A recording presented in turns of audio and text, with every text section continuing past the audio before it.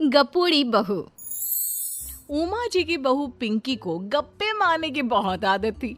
वो जब भी किसी के बारे में बातें करती तो बड़े बड़े गप्पे फेंका करती। आसपास के सब लोगों को पता था कि पिंकी बहुत बड़ी गपोड़ी बाज है। लोग उसकी बात पर विश्वास नहीं किया करते थे, लेकिन हाँ, उसकी बातें सुन सुनकर हंसते बहुत थे। अरे बहू, पड़ोस वाली शर्मा जी है ना, उनकी बेटी का जन्मदिन है, तुम भी चली जाना।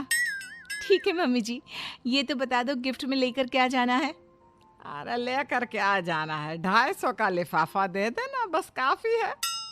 अरे मम्मी जी, अच्छा लगेगा क्या? पड़ोसी हैं हमारे, हमें कुछ बड़ा लेकर जाना चाहिए।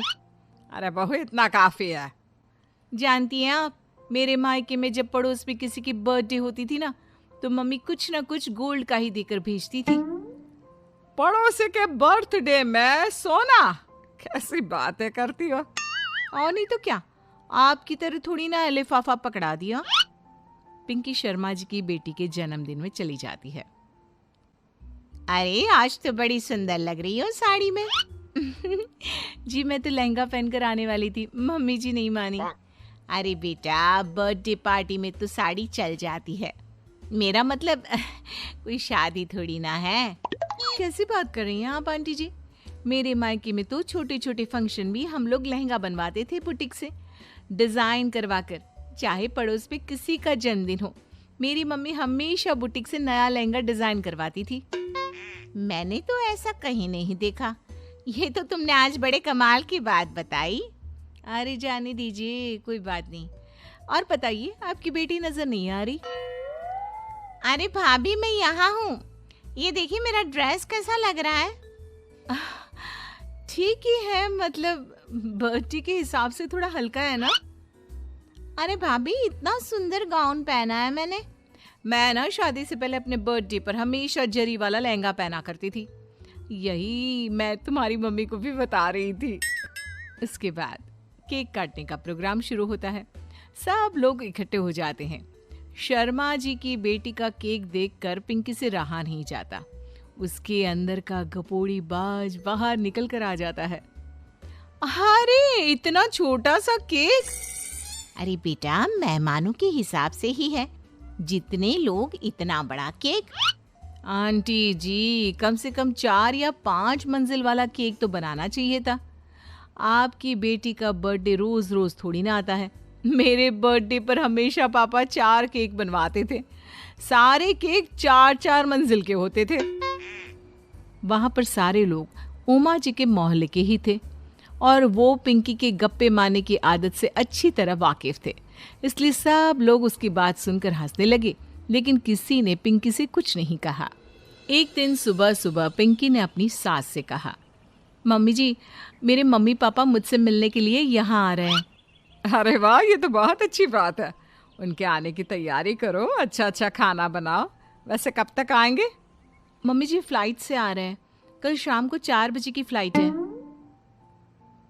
फ्लाइट? लेकिन बेटा, तेरा मायका तो यहाँ से 2 घंटे की दूरी पर है। तेरे मम्मी पापा फ्लाइट से कब से आने लगे? अरे मम्मी जी, आपको पता नहीं है, मेरे मम्मी पापा ना आधे घंटे की दूरी के लिए भी फ्लाइट का टिकट बुक करवाती है। अरे गप्पे थोड़े कम मारा करो बहू, कोई फ्लाइट से तब आएगा ना जब यहाँ पर एयरपोर्ट होगा। तुम्हारी मम्मी क्या उड़ कर आएगी घर में? अरे हाँ मम्मी जी, मैं तो भूल ही गई थी। वो क्या ना, मेरे मम्मी पापा हमेशा फ्लाइट से ही ट्रैवल करते हैं, तो मेरे दिमाग से ही निकल गया था। अगले दिन पिंकी के मम्मी और पापा पिंकी से मिलने के लिए उसके घर आते हैं। आइए आइए जी, आपका बहुत बहुत स्वागत है। और समदन जी, हमारी बेटे की कोई शिकायत तो नहीं ना? ठीक से संभाल लिया है ना आपका घर? अरे मेरी बहू बहुत समझदार है, घर का काम बहुत अच्छे तरीके से करती है। बस थोड़ा ज्यादा बोलने की आदत है उसे, आपको परेशान करती होगी ना। बात तो आपकी सही है, उसकी थोड़ा ज्यादा नहीं बहुत ज्यादा बोलने की आदत है। लेकिन कोई बात नहीं, आपकी बेटी दिल की बहुत अच्छी है, बस थोड़ा बोलती ही तो ज्यादा है। पिंकी बेटा, इधर आओ, देखो तुम्हारे मम्मी पापा आए हैं, तुमने इनके लिए खाना तो बना लिया ना? वो क्या है ना मम्मी जी, आपसे एक बात कहनी थी। हाँ हाँ बोलो बहू, क्या बात है, डरने की कोई जरूरत नहीं। वो मम्मी जी, मैंने सोचा मम्मी पापा आए हैं तो खाना बाहर से मंगवा लेती हूँ। अरे कोई बात नहीं बेटा, वैसे भी तुम किचन में काम करने लग जाती तो अपने मम्मी पापा से बात कब करती। बहुत अच्छा किया। अब तुम अपने मम्मी पापा के साथ बैठकर आराम से बात करो, मैं अंदर जाती हूँ। शाम का वक्त जैसे ही दरवाजे की घंटी बजी, 3-4 लोग हाथों में खाने के बहुत सारे पैकेट लेकर उमा जी के घर पहुंच गए। अरे भाई कौन है आप लोग, लगता है गलत पते पर आ गए। नहीं नहीं माँ जी, हम तो खाने का ऑर्डर डिलीवर करने आए हैं, यहीं से बुकिंग मिली थी। अरे नहीं नहीं, आपको कोई गलत फहमी हुई है। हमारे यहाँ तो 2 ही मेहमान आए हैं। आपके हाथ के पैकेट देखकर लगता है इसमें 50 लोगों का खाना है। माँ जी आपने सही समझा, खाना तो इसमें 50 लोगों का ही है, क्योंकि हमें ऑर्डर यहीं से 50 लोगों का मिला है। अरे लेकिन इतना सारा खाना, कहीं मेरी बहू ने अपनी गप मारने की आदत के चलते ऐसा तो नहीं कर दिया। ये खाना आप रख लीजिए और हमें हमारे पैसे दे दीजिए। अच्छा वैसे कितने का बिल बना है? ज्यादा नहीं, बस 10,000 दे दीजिए। उन लोगों की बात सुनकर उमा जी पिंकी को आवाज देकर वहां बुलाती है। जैसे ही पिंकी वहां आती है, खुश होते हुए उन लोगों को वहां पर खाना रखने के लिए कहती है। अरे इतना सारा खाना क्यों मंगवाया बहू? अरे मम्मी जी, मैंने आपको बताया तो था, मम्मी पापा आए हैं तो मैं खाना बाहर से मंगवा रही हूँ। ये बात सही है बेटा, लेकिन 2 लोगों के लिए 50 लोगों का खाना?